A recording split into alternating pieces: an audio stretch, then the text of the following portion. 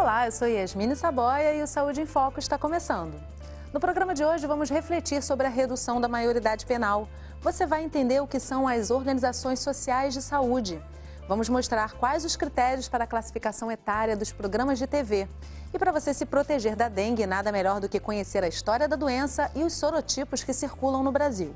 A partir de agora, a saúde está em foco.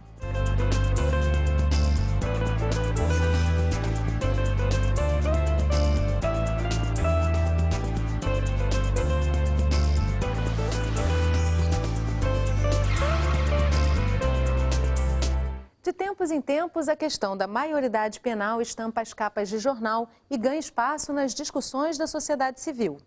No centro da polêmica fica a pergunta: reduzir a maioridade penal diminuiria a criminalidade?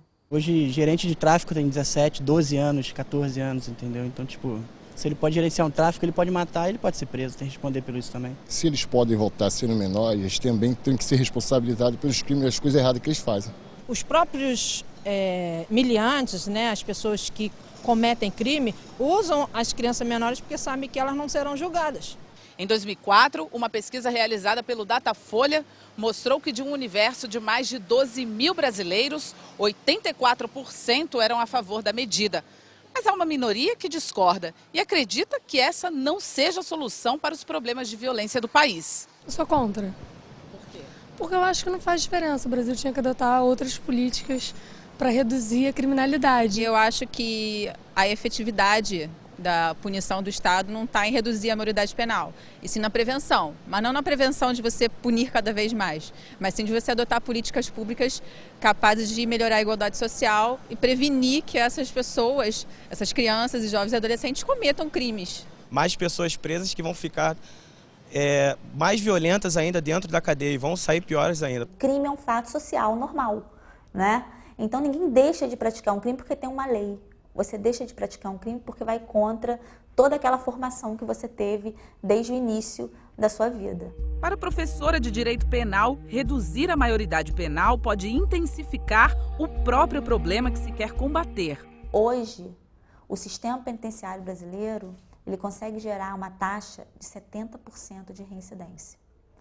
Se ele não está funcionando para o adulto, para que implementar um sistema, uma punição para o adolescente? E a grande questão que se coloca, e que eu acho que é a mais preocupante nisso tudo, é qual o modelo de Estado que se quer implementar. Não é? Se é um Estado providência, um Estado de bem-estar social, ou se é um Estado penitência. Apesar do sentimento de impunidade, o jovem em conflito com a lei já pode ser responsabilizado pelos seus atos a partir dos 12 anos. A diferença é que o ato infracional recebe o nome de medida socioeducativa, que pode ir desde a internação para casos mais graves, como homicídios, a regimes de semiliberdade ou liberdade assistida. No entanto, para o promotor de justiça do Ministério Público, Alexandre Jolper, essas medidas são ineficientes. Cada vez nós assistimos perplexos os sorrisos jocosos nos lábios desses jovens tão logo são apreendidos. E esses sorrisos são emblemáticos, são significativos. Por qual razão? Por uma razão dúplice. Esse sorriso demonstra o quanto esse jovem já sabe o que praticou e a consequência tênue e por vezes banal que lhe é reservada. Para o desembargador Guaraci Viana, que também é conselheiro da Associação dos Magistrados da Infância e da Juventude, a questão não pode ser reduzida à discussão da idade que esse jovem deve ser penalizado. Ela precisa considerar a possibilidade de recuperação que ele tem. No sistema penal adulto você só tem uma alternativa: recolhe. No sistema socioeducativo você pode recolher e também pode dar, uma mobilidade maior nessas tentativas de recuperação, por isso que ele é mais eficiente. Segundo o antropólogo Luiz Eduardo Soares, há mais chances de se recuperar um jovem em condições dignas, em que se promove de fato uma reinserção social, do que submetendo ele ao encarceramento em massa no qual o sistema penitenciário brasileiro se encontra. Somos a 4ª maior população de presos do mundo. Ninguém é capaz de edificar nada no pântano, no lodo. É preciso que haja um solo estável, firme. O solo estável, firme é uma autoestima e uma segurança pessoal positivas. É preciso que eu veja em mim algum valor para, a partir disso, reunir coragem, força, energia, disposição para promover em mim mesmo qualquer construção. Do geral de infrações de criminalidade, apenas 1,5% foram cometidas por adolescentes. E desse 1,5%, apenas 0,6% são homicídios. A questão é, para onde irão esses jovens julgados e condenados como adultos? E quem são esses jovens? Para quem essa legislação ela vai servir? Ela vai servir para a classe média alta? Ou ela vai servir para aqueles que já são marginalizados, para aqueles que já compõem a população carcerária brasileira hoje, que são os pobres, analfabetos, negros? A dificuldade no acesso às portas de entrada do SUS representa hoje um dos grandes desafios para a saúde pública. Entre as ações que vêm sendo propostas como solução, as organizações sociais de saúde se apresentam em meio a muita polêmica. Peregrinação, hospitais lotados, atendimento precário. O acolhimento nas portas de entrada do Sistema Único de Saúde é uma das principais queixas dos usuários. Uma insatisfação que pressiona a opinião pública e força os gestores a buscar soluções alternativas. O principal desafio é a contratação de recursos humanos. Por quê? Porque a gente depende, na saúde, de uma mão de obra que é muito intensiva. Não é? A saúde ela é realizada por pessoas. Como contratar pessoas com agilidade? Os gestores públicos não podem contratar porque entram em choque com a lei de responsabilidade fiscal. Não pode ampliar serviço, não pode ampliar cobertura, não pode garantir uma maior produção de bens e serviços. Entre as soluções encontradas em alguns estados estão as organizações sociais de saúde. As OS são instituições de direito privado que têm a finalidade de realizar parcerias com o setor público através de um contrato de gestão. Através dessa pactuação, metas e obrigações são estabelecidas pelo gestor público, que deve financiar e fiscalizar essas ações. As portas de entrada, que são as emergências, as urgências e a rede básica, a rede de atenção primária à saúde, elas seriam objeto dessa terceirização. Não é? Mas qual é o problema? Qual é o contraponto a isso? O contraponto é isso, é que na realidade a gente precisa um corpo de servidores que seja estável, exatamente porque essas são as portas de entrada. Há diversos problemas na modelagem deste contrato para saber quem vai ficar com o mico, se tiver problema. Então, basicamente é isso, né? Um tem um interesse, o outro tem um interesse, e você tem que saber, se tiver um problema, quem vai pagar por isso? Regra geral, ou acaba sendo a qualidade do serviço e aí paga o paciente, ou é o setor público que assume ônus e aí pagam a sociedade como um todo. No município de São Paulo, 10 organizações sociais de saúde gerenciam 366 dos 945 estabelecimentos de saúde pública da cidade. Entre as mais de 26 milhões de consultas médicas realizadas por ano na rede pública, 75% são oferecidas por OSs. Se forem incluídos os convênios, chega a 25% do orçamento da saúde pública municipal, o investimento realizado através da contratação de instituições privadas. No Rio de Janeiro, clínicas da família, UPAs e hospitais municipais já têm mais de 9.500 profissionais contratados por meio de OS. Em setembro, uma decisão do Supremo Tribunal Federal restringiu a atuação das OSs no município.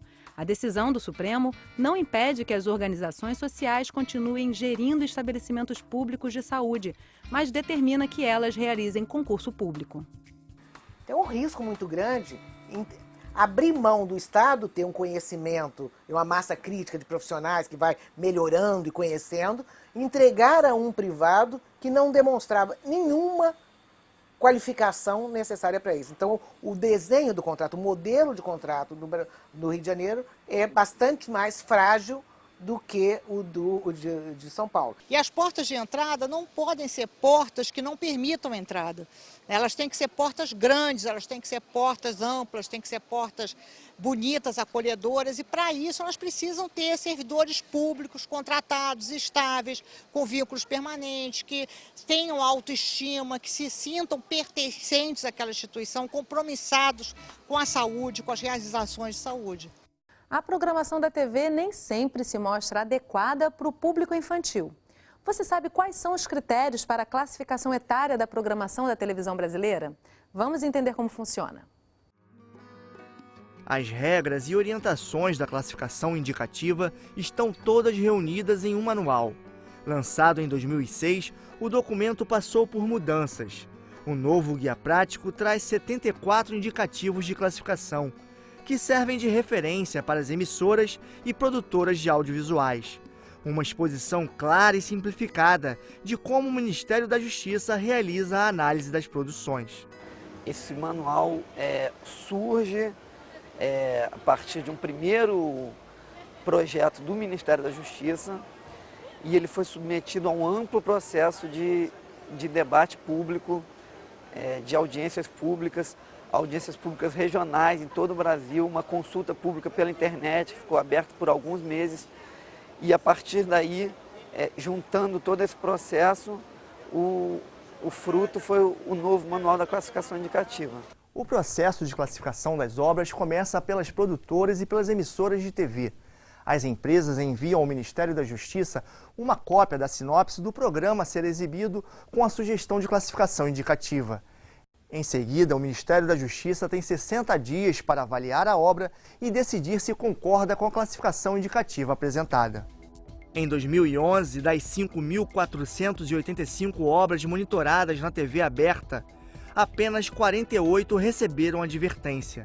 Nestes casos, os programas poderão ser reclassificados, mas as empresas ainda podem pedir a reavaliação da classificação sugerida. Até hoje, nenhuma empresa foi multada. O artigo 254 do Estatuto da Criança e do Adolescente prevê multa para o descumprimento das regras da classificação indicativa. A ABERT, Associação Brasileira de Emissoras de Rádio e Televisão, contesta a aplicação de multas. Em geral, os empresários não querem nenhum tipo de regulação, acham que eles têm que transmitir todo o conteúdo que lhes convier, sem nenhuma interferência do Estado ou da sociedade.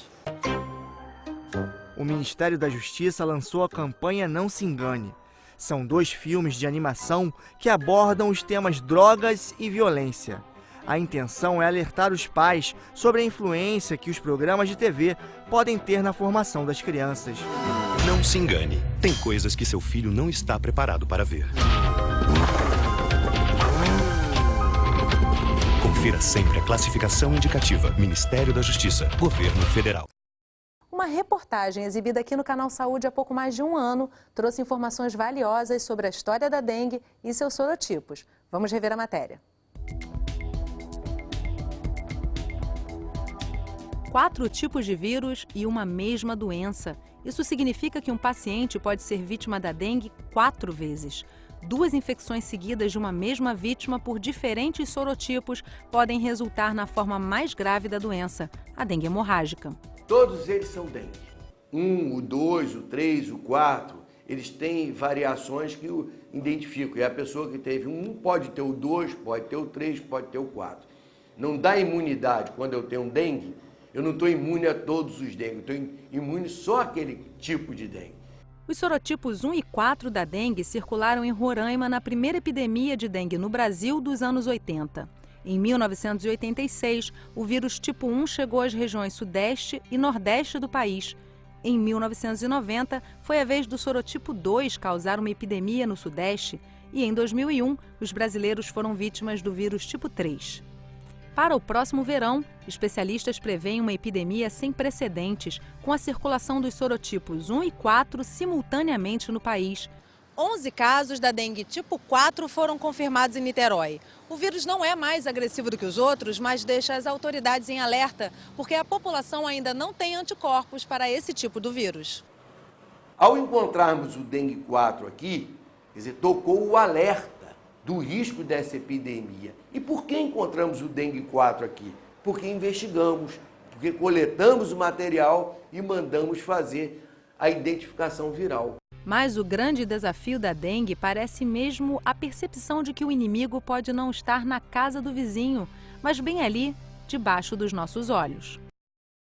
O programa de hoje termina aqui. Eu espero você no próximo Saúde em Foco. Até lá!